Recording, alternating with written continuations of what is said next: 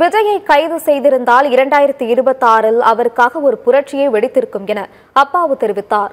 தொடர்ந்து பேசிய அப்பாவு, முதலமைச்சருக்கு கொடூரமான எண்ணம் இருந்திருந்தால் கரூர் உயிரிழப்புகளுக்கு காரணமானவர்களை கைது செய்து சிறையில் அடைத்திருப்பார் எனவும், ஆனால் எந்த தலைவரும் தன் தொண்டர்களை கொலை செய்ய நினைக்க மாட்டார்கள் என்று முதலமைச்சர் பெருந்தன்மையுடன் நடந்து கொண்டதாகவும் அப்பாவு கூறினார்.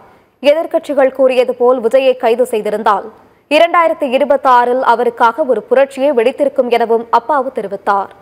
அதனால நம்முடைய மாண்புமிகு முதல்வர் அவர்கள்ட்ட தொலைநோக்கு பார்வை இருந்து குறுகிய எண்ணம் இருக்காது. குறுகிய எண்ணமோ கொடூரமான எண்ணமோ அல்லது ஒருவரை தண்டிக்க வேண்டும் அல்லது பழிதீர்க்க வேண்டும் என்ற உணர்வு இருந்திருந்தால் 41 பேர் இறப்புக்கு கைது செய்து சிறையில் அடைத்திருப்பார்கள்.